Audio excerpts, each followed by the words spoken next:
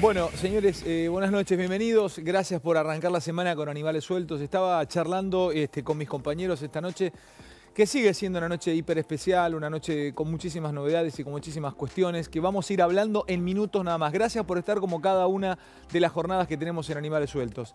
En minutos estará sentado charlando con Animales Sueltos Jorge Vergallo. Jorge Vergallo es papá de Jorge Ignacio, es uno de los chicos o uno de los tripulantes del Ara San Juan.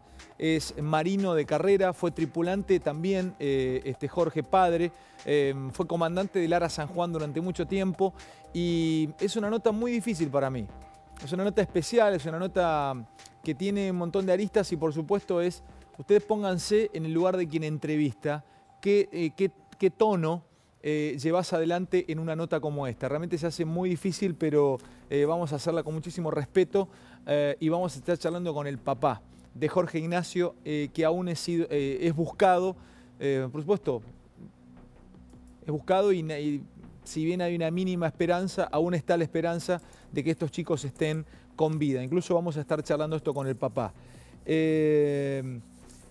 Después empiezo a recorrer la mesa. Ahí está Avial, Luis Avial, ustedes lo están viendo, él es geofísico, él es español. Y miren lo que es la solidaridad extranjera. Él vino y él tiene una empresa de tecnología. Ellos trabajan con sonares, con detectores, con radares, con drones. Han trabajado, por ejemplo, en la recuperación o han descubierto fosas comunes de la Guerra Civil Española. Trabajan, bueno, justamente nos está dando una mano enorme con su empresa, con radares, tratando de también ayudar a la localización del submarino que aún no tiene novedades. En minutos vamos a estar charlando con él también. A su lado está Silvina Martínez. Silvina, pues ya todos la conocen. Silvina es siempre muy interesante poder conversar con ella, no solamente cuestiones que tienen que ver justamente con el submarino, sino lo que está viviendo la República Argentina hoy, que se sigue moviendo y mucho en cuestiones de Comodoro Pi. Me voy a Fernando Carnota. Fernando tiene en minutos el mapa de la búsqueda del submarino, por dónde se está buscando ahora. Se ha cerrado, se ha centrado la búsqueda del submarino. Así que atención porque Fernando tiene noticias de último momento.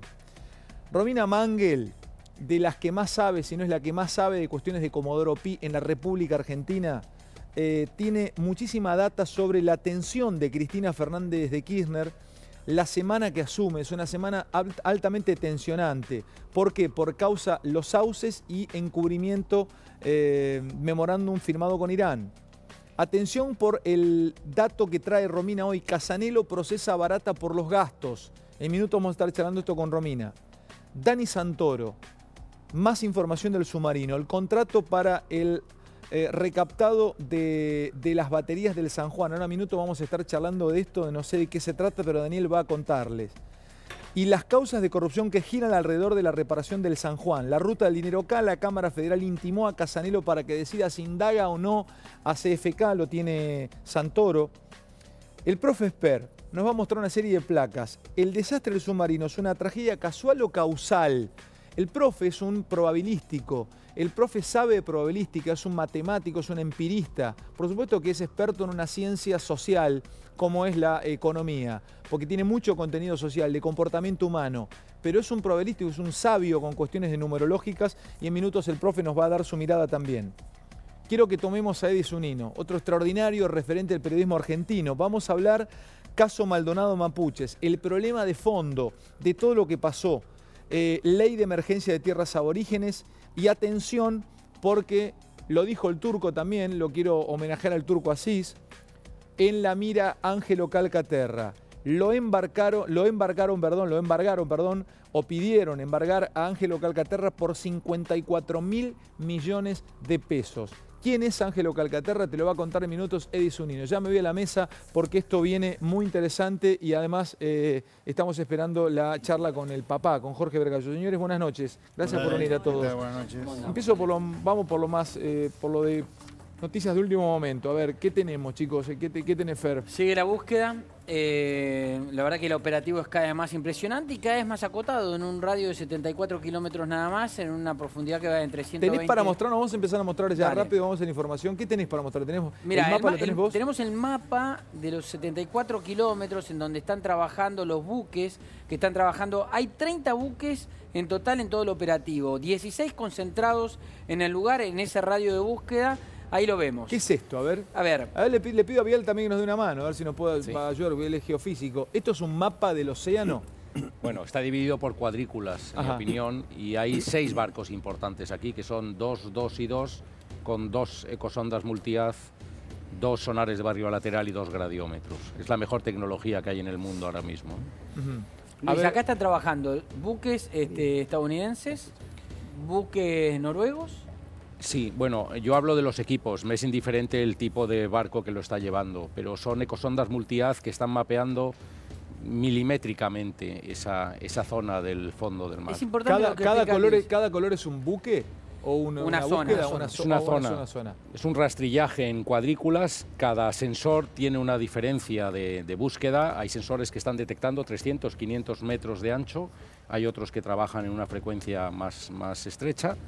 Hay sistemas electromagnéticos, como son los gradiómetros, que detectan esa masa del acero que tiene el submarino. Otros que sencillamente están dando una imagen tridimensional de los pecios que puede haber ahí. Puede Los haber buques, más. digamos, las ondas son transportadas por los buques, Sí, correcto. que recogen información de la profundidad.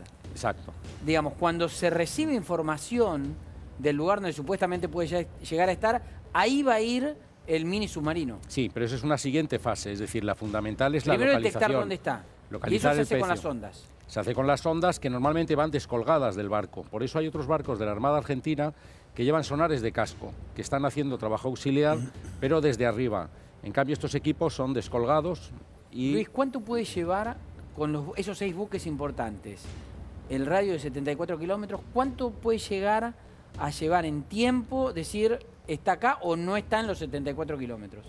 En mi opinión, hay que ser muy prudentes, pero yo diría que ahora es cuando está empezando la búsqueda y me atrevo a decir que es cuestión de horas o de días el que se localice ese submarino, porque ahora ya está perfectamente triangulado desde el punto No último. importa a qué profundidad esté, porque se habla Creo que de es muy más de esa variable, profundidad es no una se ladera, puede. eso complica mucho la ecosonda multihaz, pero lo que les garantizo es que en la plataforma superior no está, lo hubieran encontrado mucho más No rápidamente. está en la superior. No, porque son barridos muy Pero anchos que ya ¿cuánto se hubieran de- encontrado.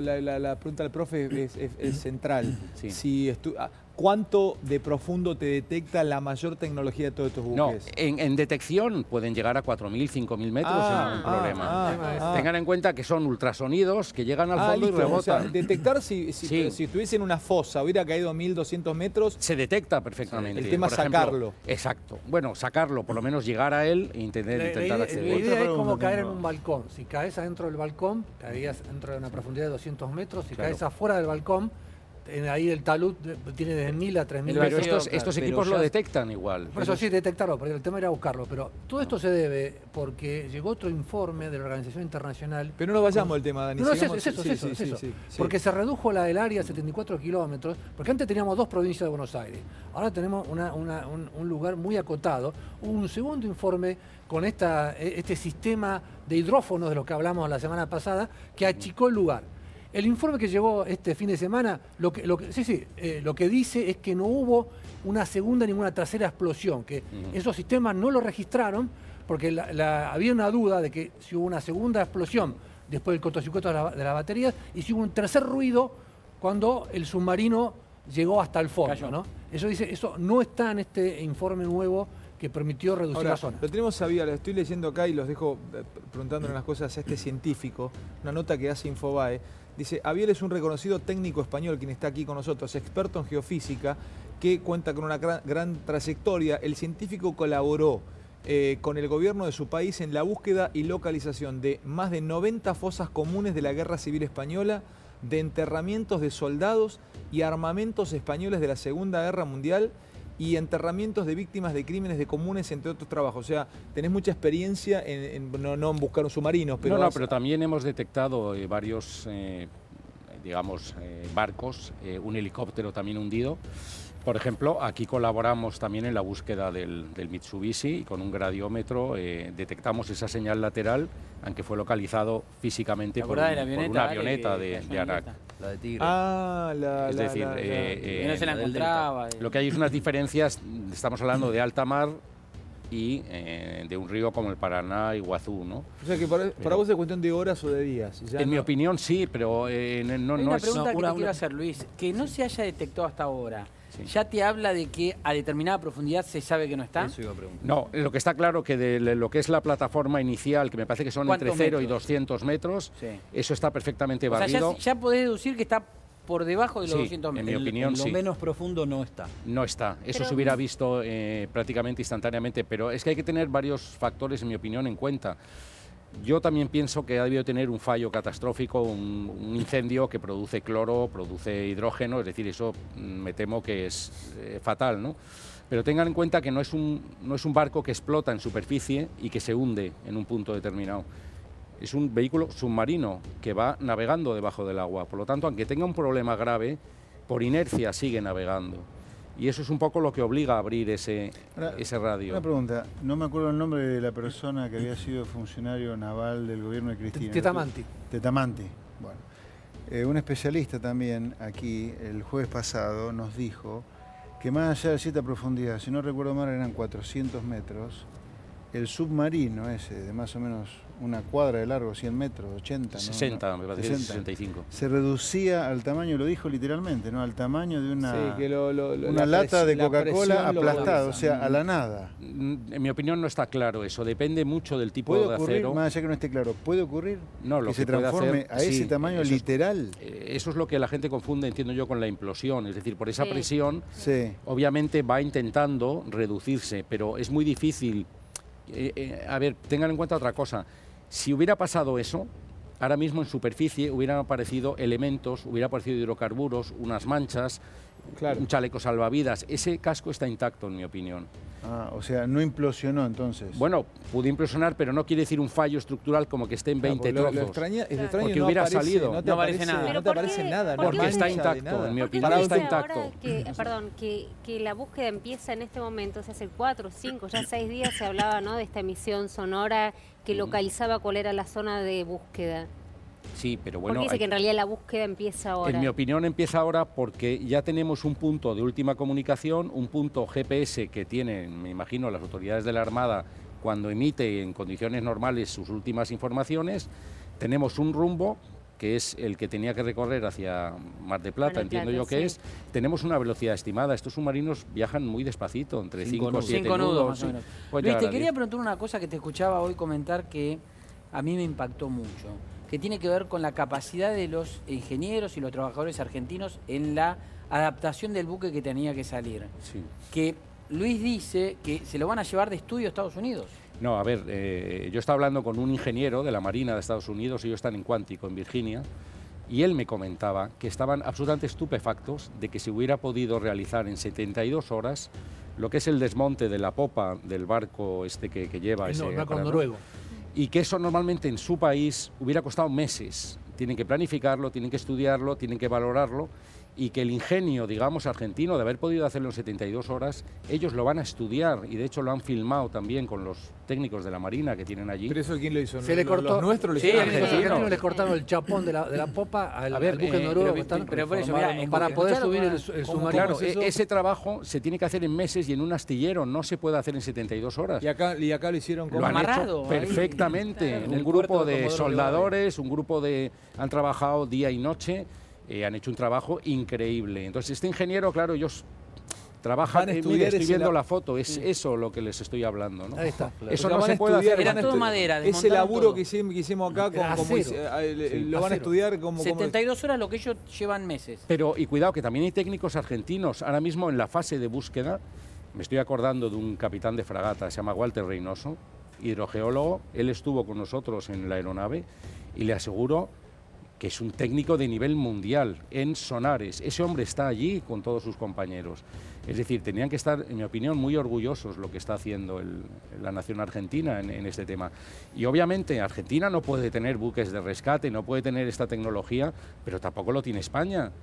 Lo tiene Estados Unidos, lo tiene Rusia y me parece que lo tiene Inglaterra. Y hoy decías que España, ¿cuántos submarinos tiene? Me parece que son 7 y ustedes 7. tienen 3, me Y parece. no tienen buque de rescate No de tienen. submarinos. De hecho, hoy ha salido la nota en España de que están evaluando construir un barco de rescate, que son 6 años, 500 millones de dólares.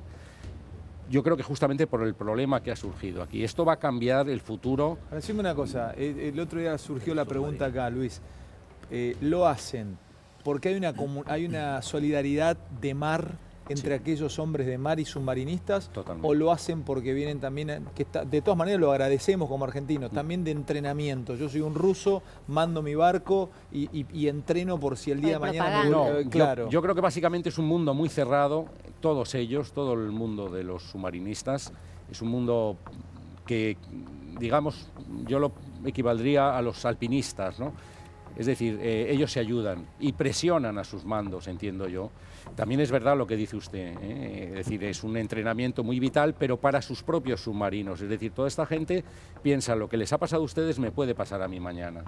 Y de hecho estoy convencido que, por ejemplo, los sistemas de seguridad pasivos van a cambiar radicalmente a partir de este incidente, ¿no? Es decir, va a haber sistemas que en cuanto el submarino tenga un problema, no precisen la actuación humana para lanzar una Porque acá es otra de sondaboya. las cosas que se vio Claro. eso también. Sí. Que digamos, no tuvieron, bueno, que se Tiempo. puede inferir hasta ahora, no tuvieron chance siquiera No. de activar algún sistema. ¿Podemos leer el último que lo publicó en América 24, que para mí es un hallazgo, el último parte del comandante del submarino San Juan, para que Luis lo interprete técnicamente? Dale, ¿Lo puedo? lo tenemos allí en pantalla, ¿lo podemos ver? Sí.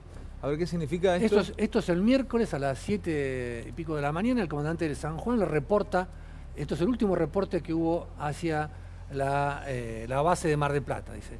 Ingreso de agua del mar por sistema de ventilación al tanque de baterías número 3 ocasionó cortocircuito y principio de incendio en el balcón de barras de baterías.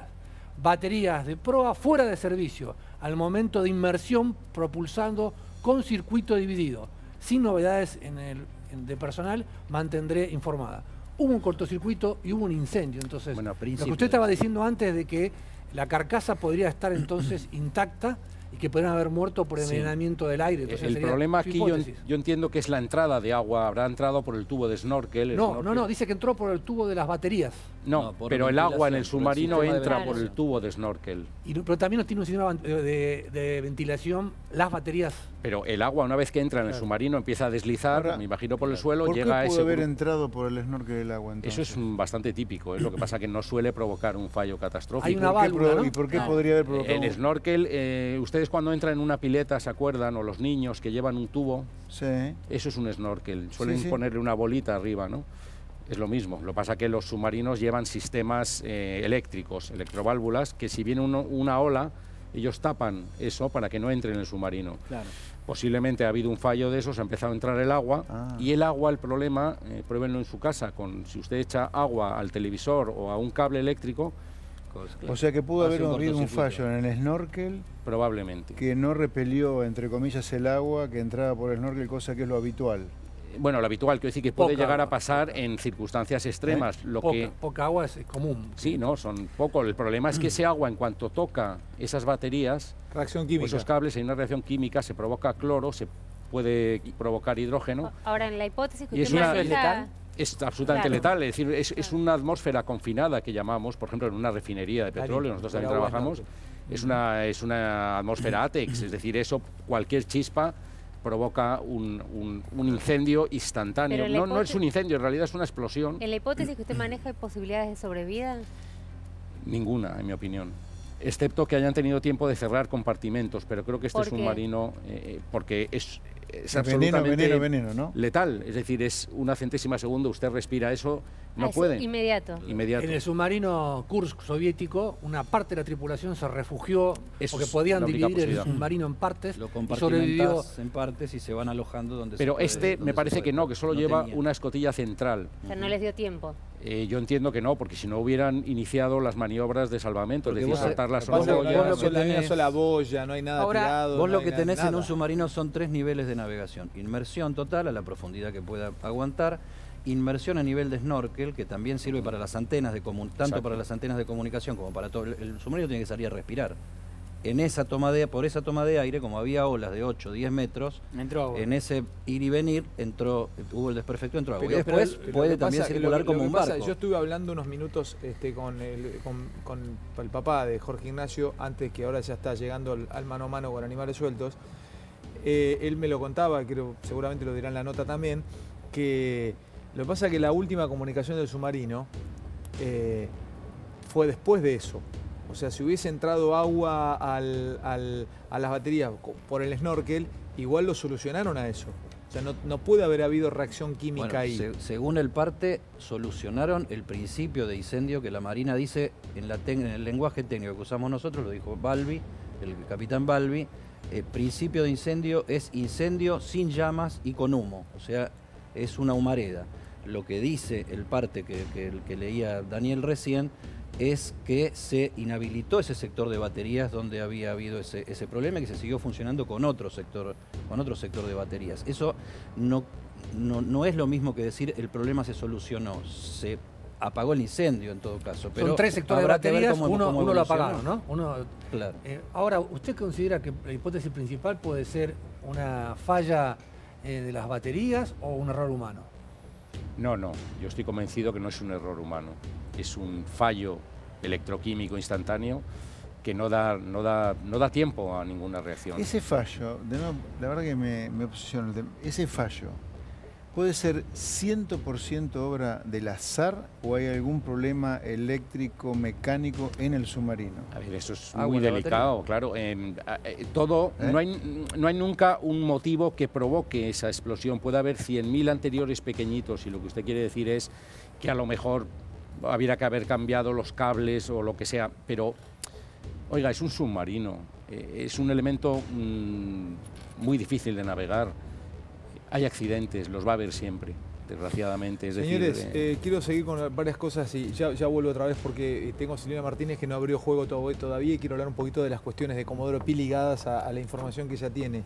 Nos sorprendimos hoy y ayudame, no sé quién trajo, ¿lo trajiste vos lo de Calcaterra? Vamos a ir picándolo, vamos a ir picándolo más que con data, porque si no nos llegamos, vamos a ir haciéndolo más oral, más que con información que vamos a ir mostrando. Así voy con Silvina. A ver, se lo embargaron a un pedido Calcaterra. de embargo que le hace el fiscal Franco Picardi al juez Marcelo Martínez Di Giorgi, quien la Cámara ya le había dicho en su momento también, digamos, que avance un poco más en la investigación en el sentido del ala empresarial. Estamos hablando nada más y nada menos que del primo del presidente de la Nación, de Ángelo Calcaterra, el que pide que se le trabe un embargo y se lo está pidiendo al juez. Hay que ver qué es lo que hace Martínez Di Giorgi ahora. A Ángelo Calcaterra y otros empresarios Y a otros, claro. en la maniobra por un lado lo pide, el proyecto del soterramiento del claro, Sarmiento. el fiscal, pero lo que están poniendo la lupa ahora es sobre el ala empresarial. Ujú. ¿Y qué del mismo proyecto de qué soterramiento. Silvina? Lo que va a hacer el gobierno también con todo esto. Recordemos que en esta causa es querellante la Oficina Anticorrupción, son determinados organismos del Estado querellantes. Recordemos que fue una maniobra de último momento tratar de acumular todas las causas que están contra Odebrecht en el juzgado de Martínez de Giorgi, que era la más atrasada. Anda despacio, pará. ¿Qué significa que hayan...? No, pero me interesa eso. Estamos atentos acá, ¿eh? ¿Qué significa que lo quieran de todo en lo de Martínez de Giorgi? ¿Que les gusta que esté en lo de Martínez de Giorgi? Y daba la impresión que ocurría eso. Cuando Casanelo empezó a llamar a determinados empresarios ligados con la obra pública, dijeron no, acá no, pasemos todos al juzgado de Martínez de Giorgi, que es la causa más atrasada de todas. Después de eso, la Cámara confirmó a Casanelo, confirmó las indagatorias. Rafecas tenía su parte y dijo, yo me quedo con una y le doy la otra a Martínez de Giorgi. Y Martínez de Giorgi tuvo un tirón de oreja por parte de la Cámara que le dijo avance porque venía bastante más lento. Y a raíz de esto viene el pedido del fiscal Picardi. Una especie de sogazo, ¿no? Se le Exacto. dice de la ¿Qué Cámara. lectura haces vos con esto de Calcaterra? Nosotros a la chiripa lo tiró el otro día el Turco, lo tiramos nosotros, que teníamos la versión que se venía, había una bolilla dando vuelta, última bola, último pase, viste en el casino que había una bola que podía tocarle a alguno ligado a este gobierno. Y hoy lo embargan a Calcaterra, o sea que como para decir, che muchachos, no solamente caen kirchneristas, sino que va a caer, nosotros somos justos, cae uno de este gobierno ligado a este gobierno también. Es el primo del presidente. Sí, no totalmente. Y Bueno, además podría ser, perdóname Silvia, Sí. ¿no podría ser la antesala de indagatorias? Totalmente, claro. Yo te pido un Atención embargo. atención con esto. Es que claro, yo lo yo te leo pido así, un embargo digo. es por eso, es porque Sí. creo que Hay una sospecha, el indagatoria, fiscal habla de una exactamente. sospecha firme por la cual hay que embargar cierta Para cantidad poder de dinero. recuperar. ¿Cuál habría sido, según el fiscal, el vehículo de la supuesta coima que viene de la causa Lava Jato Odebrecht en Brasil?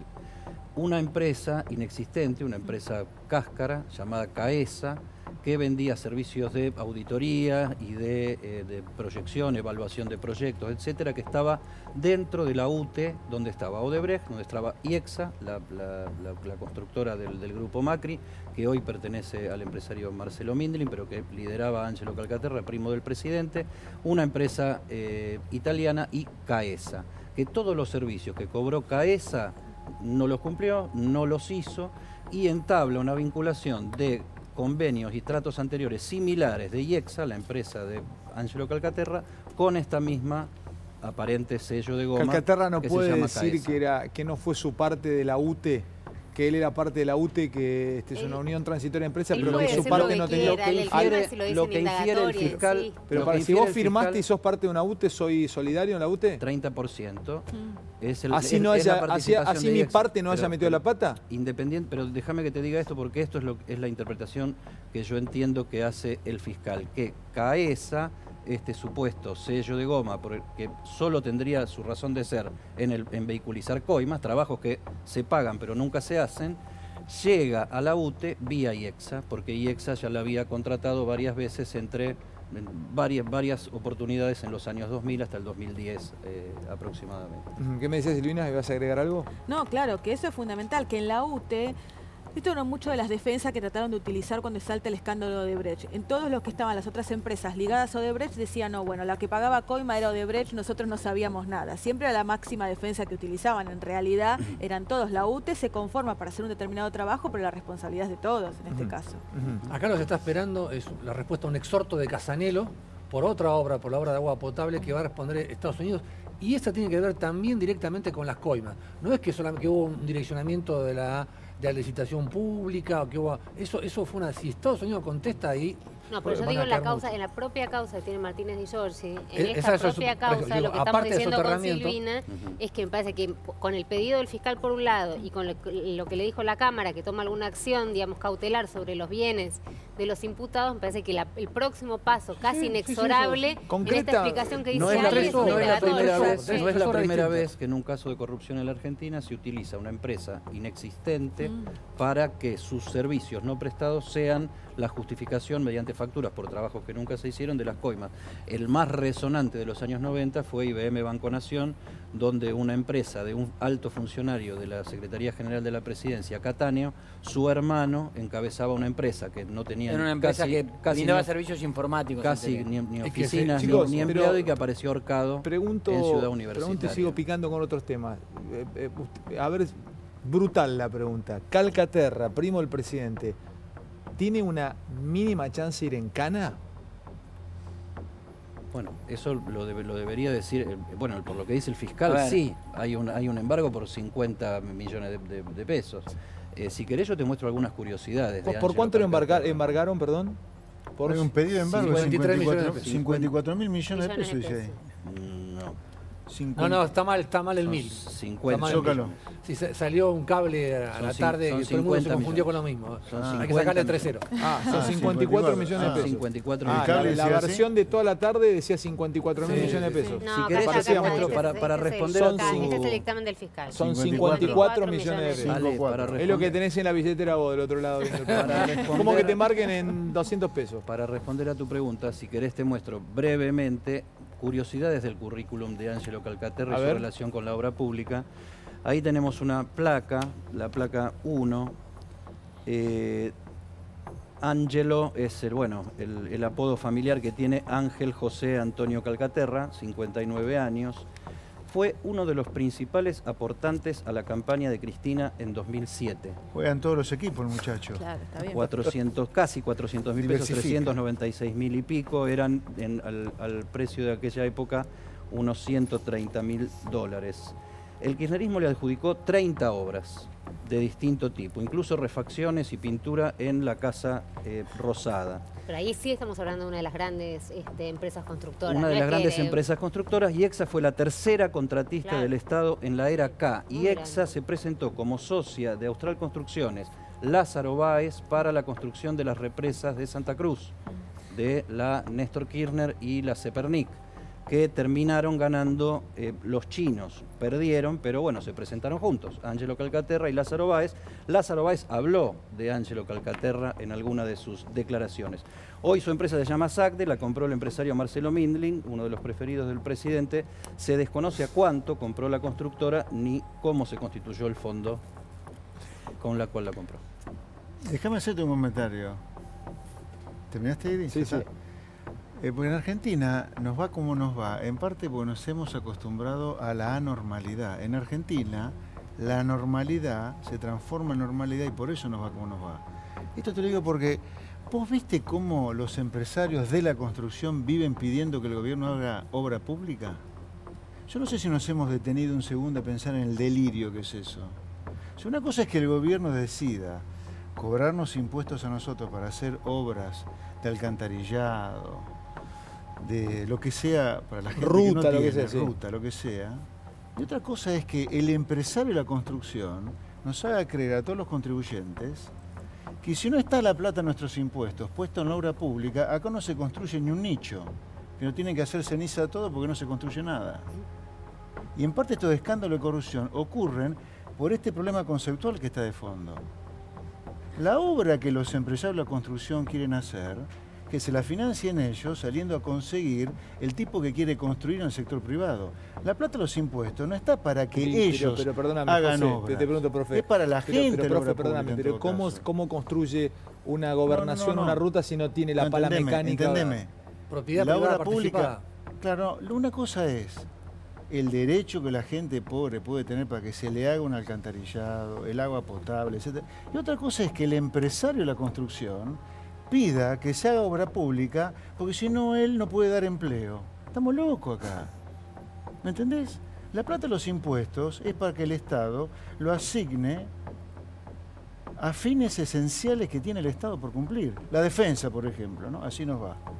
Pero ¿y la obra pública no es Claro. uno de No, los... está bien, pero hablo del pedido del Él dice empresario. que tiene que Se ha financiarse el naturalizado, mismo empresario y no con plata del Estado. se ha naturalizado que el empresario, no la gente de a pie.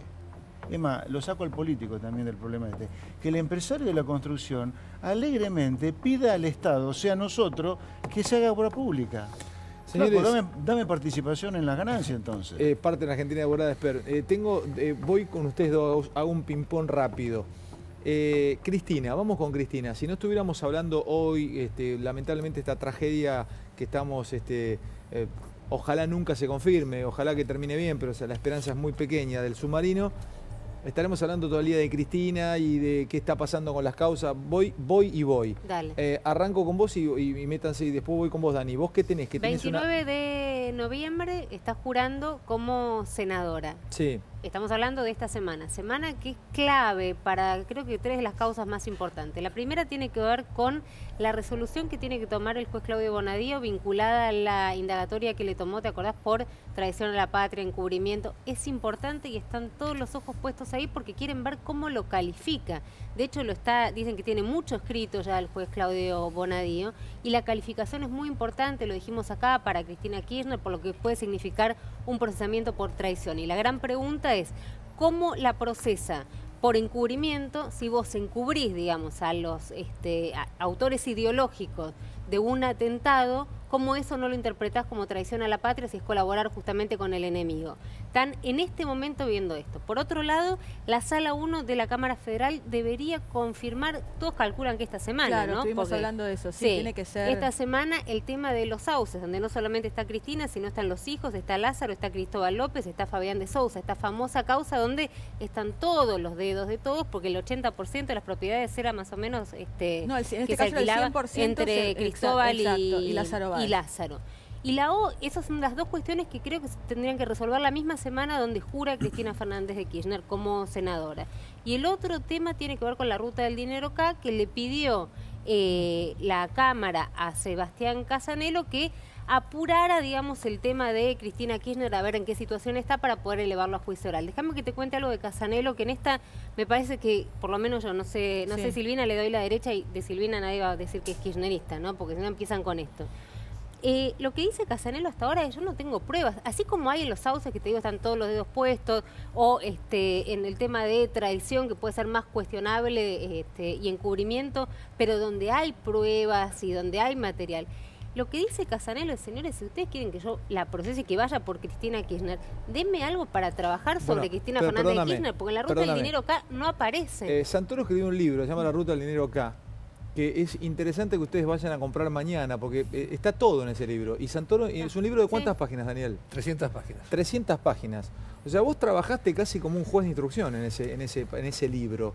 Has hecho un trabajo... Como un expediente. No, pero periodísticamente es un libro esclarecedor. Yo se los recomiendo. La ruta del dinero acá se llama. Justamente lo que estamos hablando, la causa se llama La ruta del dinero acá y el libro de Santoro le dio nombre a La ruta del dinero acá. A ver, lo que decía recién Romy, que por ahí Silvina también va a dar su opinión. Sí. ¿No hay manera, no hay datos que dejen a Cristina con la posibilidad de que Casanelo la llame indagatoria? El presidente, el juez Casanelo puede aceptar ya el pedido de indagatoria de la Unidad de Información Financiera, del fiscal Marijuán y de la OA, o puede rechazarlo. El tema es que la Unidad de Información Financiera dice que esto fue un circuito, donde sacaron plata de la obra pública a través de Lázaro Báez, le dieron 3.000 millones de dólares en contratos. Esos contratos, la mitad no se cumplieron, hubo sobreprecios, después la plata, a través de los hoteles, esa plata negra de los sobreprecios, fue a los bolsillos de los Kirchner y después los Kirchner lo blanquearon. Entonces ellos dicen que, por una cuestión de sentido común, esto es un circuito que cierra. Cristina está procesada en los sauces, está procesada en el direccionamiento de obra pública, no, está indagada en OTESUR. Entonces ellos quieren que para cuando llegue a juicio oral público esto sea un circuito. Ahora, no está, obviamente, la cuenta bancaria escondida con el nombre de Cristina Kirchner, ¿no? Pero ellos dicen que hay estos indicios para que haga un descargo o Pero o vos lo no la rechacen. diferenciás, Dani, del resto de las causas donde, digamos, por el temperamento que tomaron los jueces, ¿hay más pruebas? Bueno, la Cámara Federal dice hoy que los 60 millones de dólares que trajo y sacó y trajo es una confusión de un montón de cuentas que vos no sabés de quién toda esa plata. ¿Y a vos qué te dice tu instinto, Daniel? Periodístico, tu trabajo periodístico, a ver, porque es muy interesante esto, porque acá todos ustedes saben muchísimo, pero Santoro vos lo trabajaste en un libro. ¿Qué te dice tu instinto en esta causa con Cristina? Primero, Casanelo para mí es un juez muy serio, pero yo estoy de acuerdo en que esto fue un circuito. Hay que hacer un mayor esfuerzo para encontrar pruebas directas y demás, pero hay un montón de otras causas donde ha habido pruebas indirectas y alguien ha hecho no un procesamiento, te indagan y después, si querés, te decretan el sobreseimiento. Pero hay pruebas concretas, no. Pero te digo mi opinión. pero hay pruebas indirectas. Sí. Vamos, Para una cosa, ¿para qué Cristina le dio a Lázaro Báez el alquiler de sus hoteles? Hoteles que decía que estaban llenos de personas y, sin embargo, todos los días compraban 2 docenas de medialuna nada más. Obviamente ahí hubo una intención de blanquear plata, entonces hay un montón de indicios como esto. Y aparte falta indagar a un montón de financistas, ¿no? Pero esto está incompleto, eso es cierto. Cortito, te digo, cortito. 20 segundos, 2 segundos. Sí, no voy. A ver, yo lo que creo es que pruebas en esto no hay. Yo soy la primera que quiere que Cristina termine procesada en todas las causas. Pruebas no hay, lamentablemente. En esta ¿Por qué causa, querés eso? Porque es robo descaradamente. Coincido con todo lo que dice él, pero lamentablemente en esas causas ya fue procesada. No la puedes volver a procesar 2 veces por el mismo delito. Y lamentablemente, si me dejás, yo creo que acá hay una intención política atrás de todo esto. En la intención de la UIF de seguir insistiendo con todo este tema. La verdad que se necesita que Cristina tenga plata en el exterior. Yo soy la primera que me encantaría encontrar plata en el exterior, pero hoy Chicos, no hay pruebas. Me voy a charlar con Jorge Vergallo, les agradezco a cada uno de ustedes. No entraron algunas cosas, entiendan esto, nos vamos a charlar con el papá de Jorge Ignacio, que está en el submarino. Es uno de los marinos que aún está en el submarino. Por supuesto, uno sigue teniendo esa esperanza. Ya está el papá, es una nota muy difícil de hacer, así que estaremos charlando con Jorge.